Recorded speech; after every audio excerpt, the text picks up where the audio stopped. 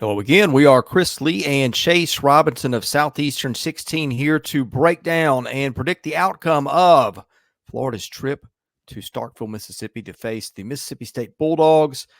You can catch it at 11 on ESPN. Florida is about a 4.5-point favorite as we do this. I think it's maybe 5.5 now. Over under at 57.5. Predict the final of Florida 32, Mississippi State 26 by that. Chase, this is an interesting game. Both teams coming off terrible weeks. Mississippi State beaten pretty soundly by Toledo and Starkville. But if you think Jeff Lebby had a bad week, let me introduce you to Billy Napier.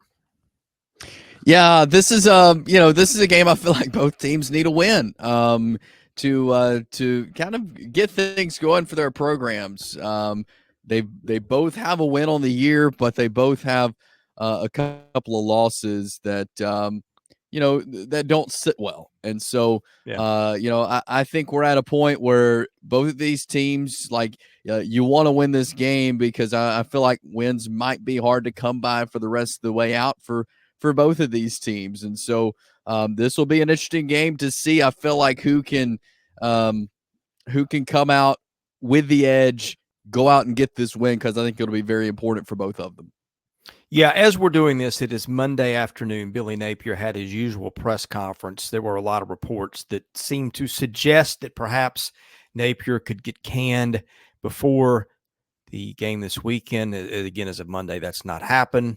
So anyway, let's get into the matchup. Before we do it, a reminder, we are presented by BetOnline, the world's most trusted betting platform and your number one source for everything football. BetOnline has every stat, every matchup, even live odds and spreads to bet on during the games.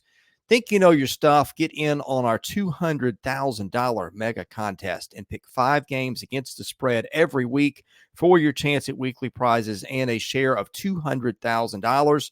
When the game is over, head on over to our online casino, get in on a game of blackjack or poker, or unwind with over 150 slots games. Head to the website today to get in on all the action. BetOnline, the game starts here. Let's start with Florida's offense against Mississippi State's defense. The Gators averaging 27.3 points a game, turning it over 1.2% of the time, averaging 57 offensive snaps per game. They will throw it 52% of the time, or they have so far, and 4.8 yards per rushing play, 9.1 per passing play. State has given up 26 points a game with a 1.3% turnover rate. Teams run at 61% of the time against State because, at least in the last 2 games, the opponents have had huge leads at halftime. State gives up 4.8 yards per rushing play and 5.7 per passing play. The Gators, I guess, Chase, we don't have an announcement on which quarterback it's going to be, either DJ Lagway or Graham Mertz.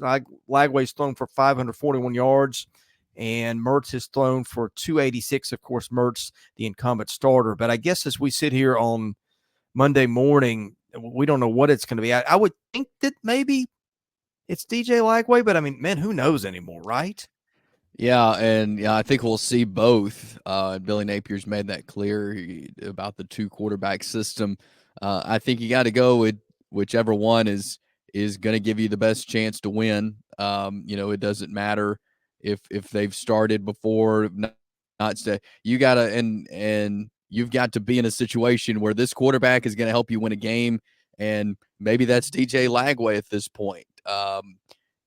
It's hard to know what Billy Napier's thinking through this. I think we will see both. I'm just not sure who. And sometimes I can kind of get a feel on what coaches are thinking. Hey, maybe we want to change. I have no idea what Billy Napier's thinking as far as quarterbacks go. I have no idea. It just sums up every aspect of the Florida program at the moment. Yep. But, yeah, I mean, whoever it is, both of them have got some talent, and their receiving core is not bad. Eugene Wilson III was their best guy coming into the season, but Elijhah Badger is their leading pass catcher in terms of yardage, 260 yards on 11 catches, and he's got a touchdown. So does Wilson. Chemire Dike, I thought, did some things in the second half of that A&M game. I've always liked their tight end, Arliss Boardingham. So they've got some weapons here, and, of course, maybe one of the most important guys, Montrell Johnson Jr., the all-conference running back who was banged up to start the season. I think he's got a shot to have a big day against a Mississippi State defense that has certainly been run on. Certainly was against Arizona State. Yeah, Arizona State got points on their first 5 drives.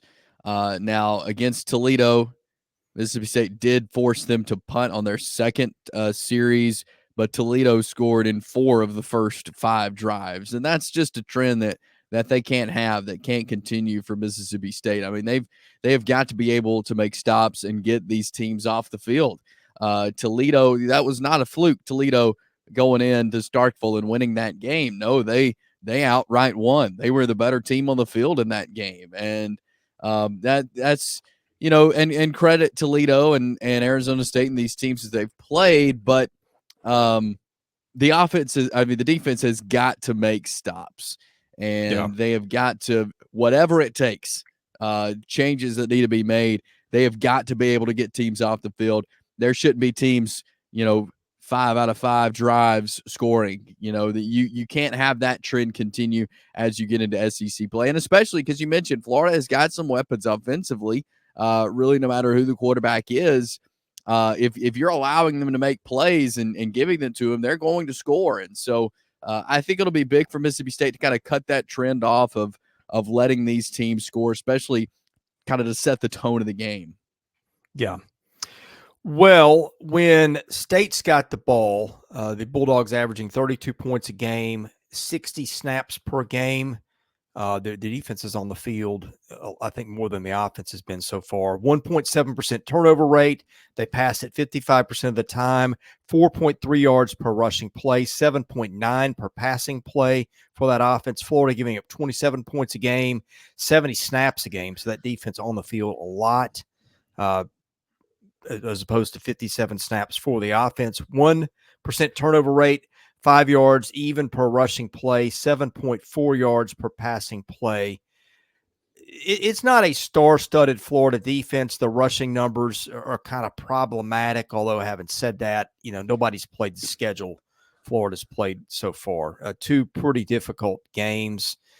Not a star-studded unit. We've talked all year about the up-front part of the Gators is not what we've seen. Now, they've still got some good players, linebackers like Pup Howard. They've got Shemar James. They've got Jason Marshall Jr., who's an NFL defensive back. And for State, Blake Shapen has done some things at times. They reloaded in the portal receiver and a tight end, but just running the ball, it's been an issue in Starkville for years. They've got Booth. They've got some guys like that, but just nobody that's really stepped up and become kind of a lead dog that you'd like to see here. Yeah, and I was interested to see Blake Shapen coming into the year. He's got about a 70% completion rate right now. He's thrown 7 touchdowns, averages about 278 per game. But the schedule is about to get more difficult for Blake Shapen in Mississippi State, and I think running the ball could be key. Keon Lee has 88 yards and a touchdown on the year. You mentioned David Booth, Creed Whitmore. Those are some guys who have been running the ball decent. And then Blake Shapen has been able to run the ball as well, being able to use his legs some. And that's been very beneficial for Mississippi State. And then catching the ball, you got Kevin Coleman, who has 3 touchdowns on the year, 268 yards. He's been the go-to guy. Jordan Mosley, Mario Craver. Those guys have been big receivers this year for Mississippi State, but it's just consistency, I think, of getting it to them and being able to move the ball, I think, has been an issue. And if you don't have a run game to get established, then you're going to have to, I don't know, it can be exhausting of trying to throw the ball every time and not get anywhere. And so, I'd like to see maybe Blake Shapen, more design runs for him, and just get the run game going a little bit, create some holes. But yeah, I think that it's so much new and a lot of inexperience really as well. And so we knew there would be some issues, didn't know to what extent that they would be, but there definitely are some issues along the offense as well for Mississippi State. All right, let's give our predictions and why. And Chase, I'll start with you. Yeah, I'm going to take Florida in this one. I don't think Mississippi State is going to be able to stop them enough. Again, I mentioned these teams have been able to score a lot on them early. And so I think if Florida can get out to a lead early, and they can kind of set the tone of the game, I definitely think that that they can win this one. So I'm going to take the Gators winning this one. Yeah, I think you pointed to a key thing. It's being on the field. Now, both teams have got issues. Florida's offense has been on the field 57 snaps a game. Its defense has been on the field 70. State's defense has been on the field 75 snaps a game. That's a lot. And I think there's a little bit of a discrepancy in scheduling so far. Florida's played Miami and A&M. Both of them have had an FCS opponent in there too. But I don't know. I think it's a time where I think that maybe running the ball is key here. And I just think Florida with Montrell Johnson Jr. has got the guys to do that. I think State's defense is looked probably worse than the numbers. What's happened is they've just been down so much. Teams have run the ball. State's known that the run is coming and still couldn't stop it when it needed to. I don't feel great about either team right now. State feels like it's maybe got more to play for, but who knows? I'm going to go with talent in this one, and I just feel like, maybe you get a DJ Lagway game where he has kind of a coming out party. And this is a defense that I think they can do it against. I don't bet money on football games. If I did, I don't think I'd be starting with this one. But in any case, that's what we got. I'm interested in watching this at 11 on Saturday. All right. If you like this video, subscribe to our channel, enable your notifications. We cover SEC football, basketball, and baseball year-round for all three sports. Give us a like, tell a friend, and advertising. We reach millions of people a year. Caroline.smith@southeastern14.com. For Chase Robinson, Chris Lee, this is Southeastern 16 presented by BetOnline.